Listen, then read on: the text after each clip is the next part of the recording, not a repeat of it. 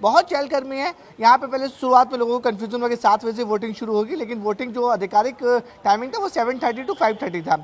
अभी भी देखिए किस तरीके से जो लोग हैं, बहुत सीनियर सिटीजन हुए या फिर जो यंग जनरेशन थे वो होते हैं, यहाँ पर सीधे वॉक करते हुए अंदर की तरफ आ रहे हैं। अभी कुछ देर पहले बॉलीवुड एक्टर नाना पाटेकर यहाँ पे पहुंचे हैं। अभी वो पोलिंग बूथ के अंदर हैं, अपनी वोटिंग कर रहे हैं। और देखिए नाना पाटेकर आ चुके हैं। अगर मैं अपने कैमरामैन राजेश को बोलूँगा आपको तस्वीरें दिखा सके, क्योंकि नाना पाटेकर जो अंदर पहुंचे हैं वोटिंग कर बाहर निकलने की कोशिश कर। ये देखिए नाना पाटेकर जी आगे, उनसे हम बात करने की। पण मी सकाळी 6ला निघालो, आता इथे पोहोचलो, मतदान केलं। मला असं वाटतं मतदान करणं म्हणजे आपल्या अस्तित्वाची खूण आहे आणि ते जाणीवपूर्वक सगळ्यांनी करायला हवं। तुम्हाला जो कोणी उमेदवार योग्य वाटत असेल त्यांना तुम्ही करा, पण जाणीवपूर्वक घराच्या बाहेर पडा। ही सुटी म्हणून घरामध्ये राहू नका। कृपया बाहेर पडा आणि मतदान करा। धन्यवाद। वोट कितना जरूरी है वोट करना? आप पुणे से यहाँ पर आए हैं वोट करने के लिए। मैं समझता हूँ कि मेरे अस्तित्व की निशानी है वोट करना, और इसके लिए मैं वो 3-4 घंटे वहाँ से और अभी वापस इमीडिएट जा रहा हूँ मैं। तो प्लीज़ कृपया आप वोट कीजिए।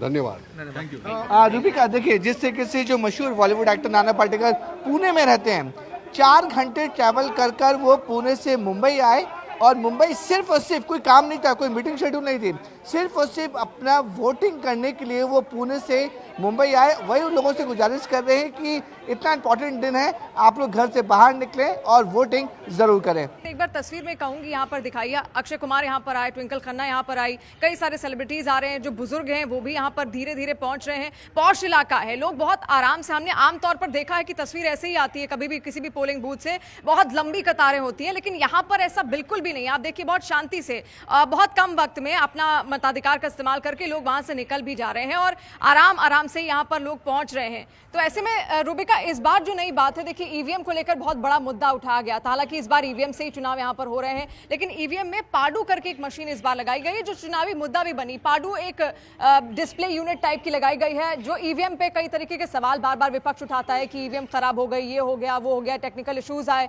तो पाडू को इसीलिए इस बार इंस्टॉल किया गया ताकि एक बैकअप प्लान वो अपने पास रखे। यानी अगर किसी भी तरीके की जो टेक्निकल फॉल्ट अगर कुछ भी ईवीएम में आती है, डिस्प्ले अगर ऊपर से खराब हो जाता है या कोई भी तरीके की खराबी उसमें आती है, तो जितना भी बैकअप प्लान होगा, जो बैकअप होगा, जो वोट्स होंगे, वो आप आराम से पाडू में देख सकते हैं। और वो बहुत बड़ा चुनावी मुद्दा भी यहाँ पर बना कि आखिर पाडू को यहाँ पर लगाया जा रहा है, एक अलग से ईवीएम के साथ डिवाइस क्यों जोड़ी जा रही है। इसको भी विपक्ष ने बहुत अलग तरीके से इन मुद्दों को उठाया। इसके अलावा भी देखिए रूबिका, 2 तरीके की ऑडियंसेस होती हैं, 2 तरीके के वोटर्स होते हैं। एक वो वोटर होता है जिसको अपने से मतलब है, यानी कि उसके आसपास गंदगी तो नहीं है, साफ सफाई है, पानी शुद्ध आ रहा है, पानी में कोई मिलावट नहीं है किसी तरीके की, जो आम से मुद्दे होते हैं। एक वोटर वो होता है जो राजनीतिक मुद्दों को ही अपने मुद्दे बना लेता है, यानी कि जो राजनीति में जो बड़े बड़े मुद्दे, यहाँ महाराष्ट्र में भी हमने देखा किस तरीके से उठाए गए, मराठी वर्सेस हिंदी, और भी बहुत सारे नए नए मुद्दे निकलकर सामने आए थे, वो उस पर वोट करता है। अब यही देखना है कि यहाँ की जनता उन किन मुद्दों को लेकर वोट कर पा रही है, उनके मन में कौन से वो मुद्दे हैं जो यहाँ पर घर कर गए हैं। जो आबादी लगभग कहते हैं कि मराठी मेयर की बात यहाँ पर जो हो रही थी,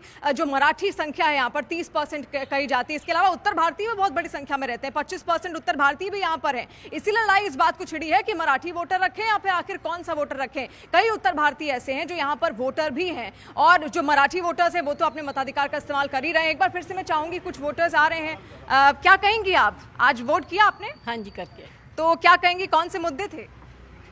हमारे मुद्दे कौन सुनता है? सरकार सुनेगी, आपने जनप्रतिनिधि अपना जनसेवक चुना होगा। चुना है। तो देखिए बहुत ज्यादा कुछ कह नहीं रहे हैं यहाँ पर लोग, लेकिन धीरे धीरे करके वोटिंग यहाँ पर करने पहुंच रहे हैं। उदासीनता कि हमारी कौन सुनता है, लेकिन वो अपनी जिम्मेदारी पूर्णता निभाने के लिए आई हैं। उनको पता है कि इनके कानों तक जू नहीं रेंगेगी ये जो तमाम नेता हैं। हमारी कौन सुनता है, लेकिन वोट डालना मेरा अधिकार भी है और मेरा कर्तव्य है, वो मैं निभाने के लिए आ गई हूँ। अरुण भी हमारे साथ है। अरुण आओ, मैं आपके पास उससे पहले एक बड़ी खबर बता देती हूँ। पुणे में महानगर पालिका चुनाव से ठीक पहले वोटर्स को वॉशिंग मशीन और चांदी के बर्तन बांटने की खबर मिल रही है।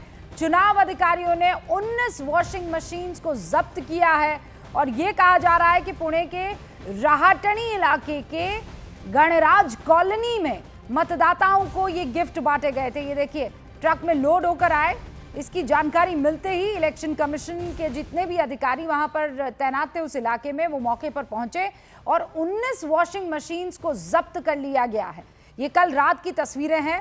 कहीं पर वॉशिंग मशीन मिल रही है, कहीं पर 20 लाख रुपए जब्त हो रहे हैं, कहीं पर बैग में लिफाफे ही लिफाफे मिल रहे हैं कैश के, कहीं पर मिक्सर्स बांटे जा रहे हैं और वो जो मिक्सर्स है उसको जब खोला तो उसके अंदर भी कैश अलग से मिल रहा था।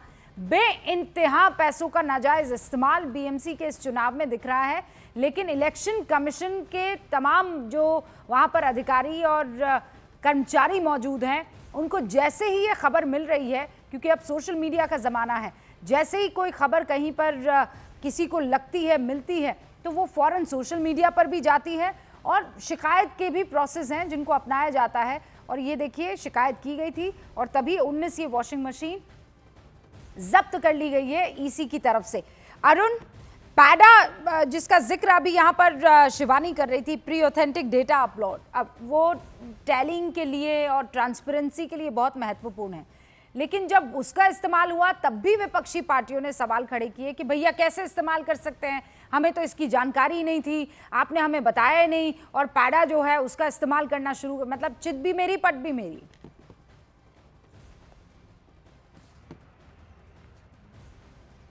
भी नए उसमें फीचर्स जुड़ते हैं, उनको लेकर के विपक्ष का विरोध जो है, देखिए अब ईवीएम का विरोध तो बहुत पीछे छूट गया, अब नया विरोध शुरू हुआ है मतदाता सूची का, एसआईआर का। और ईवीएम को लेकर के उतना मुखर विपक्ष नहीं है जितना एसआईआर को लेकर और मतदाता सूची के शुद्धिकरण को लेकर के है।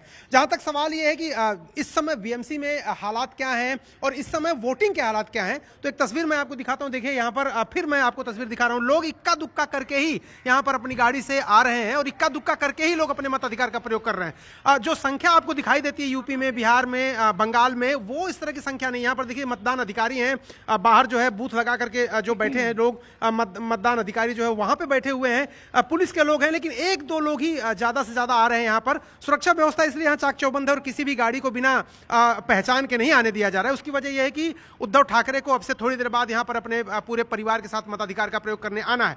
लेकिन जो बात सबसे महत्वपूर्ण है रूबिका, वो ये है कि उद्धव ठाकरे और राज ठाकरे दोनों का जो मिलन हुआ है, दोनों इकट्ठा हुए, उसको मजबूरी कह लीजिए, मजबूती कह लीजिए, एक दूसरे की, जो भी कहिए आप। लेकिन जब चुनाव के नतीजे कल आएंगे तब कई चीजें साफ हो जाएंगी। ये भी साफ होगा कि मराठी मानुस किसकी तरफ है। क्या वो बाला साहब ठाकरे की लिगेसी जो बट गई थी और अब इकट्ठा हो गई उनके साथ है, या देवेंद्र फडणवीस जो कह रहे हैं कि भाई मैं भी मराठा हूं, मैं कोई महाराष्ट्र के बाहर का थोड़े हूं, जो लोग चुनाव लड़ रहे हैं यहाँ हमारी पार्टी से वो भी मराठा लोग हैं। तो मराठा वोटरों और मराठा सेंटिमेंट, मराठी अस्मिता की जो बात है वो निकल करके सामने, जो विधानसभा के जो चुनाव थे, लोकसभा के चुनाव थे, वो राष्ट्रीय मुद्दों पर प्रधानमंत्री नरेंद्र मोदी के जो है चेहरे पर, राहुल गांधी के चेहरे पर लड़े जा रहे थे, शरद पवार के चेहरे पर। लेकिन ये जो लोकल बॉडी के चुनाव है, वो स्थानीय मजबूती कितनी आपकी है, आपके काडर की, आपका संगठन कितना मजबूत है और आप लोगों तक कहां पहुंचे हैं। देवेंद्र फडणवीस के लिए भी ये बेहद जरूरी है यहां पर अच्छा प्रदर्शन करना, क्योंकि मुख्यमंत्री के रूप में एक तरह से मान्यता उनको मिल जाएगी कि ग्रास रूट पर काडर के बीच में, मराठी वोटरों के बीच में उनकी मजबूती है। शरद पवार को, अजीत पवार को यह देखना है कि जहां जहां वो एक साथ लड़ रहे हैं, पिंपरी चिंचवाड़ में या पुणे में, वहां पर अगर उनका प्रदर्शन अच्छा रहता है तो एक तरह से एक प्रयोग है, आगे चलकर फिर इकट्ठा एक पार्टी, दोनों पार्टियां एक साथ हो जाएं, इसको देखना होगा। शिंदे को देखना होगा कि वो देवेंद्र फडणवीस की छाया से निकलकर अपनी आइडेंटिटी रख पाते हैं बरकरार की नहीं। जहां पर शिवसेना के साथ उनका सीधा मुकाबला उद्धव ठाकरे वाली शिवसेना से, वहां उन सीटों पर लिटमस टेस्ट होगा कि शिव सैनिक किसके साथ हैं, मराठी वोटर किसके साथ हैं, उद्धव ठाकरे के साथ हैं कि वो एकनाथ शिंदे के साथ हैं।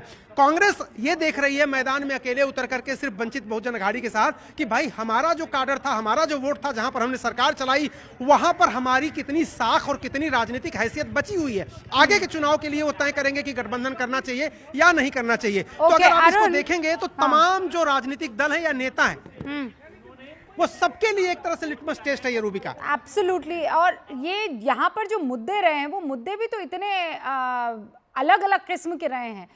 इनफैक्ट मुझे अभी अभी जानकारी मिली है कि प्रोफेसर गार्गी नंदी रॉय जो है वो भी वोट डालने के लिए जाएंगी, वो भी यहाँ पर एक वोटर है। लेकिन प्रोफेसर, यहाँ भाई मराठी मेयर होना चाहिए, बुरके वाली बनेगी मेयर, फिर बुरके वाली प्रधानमंत्री भी बन जाएगी, नई नई साड़ी वाली बननी चाहिए। फिर किसी ने कहा कि अरे यहाँ पर मुसलमानों को रहने दिया जा रहा है, इतना काफ़ी नहीं है क्या? मतलब इस तरीके की बातें निकली, वो भी उस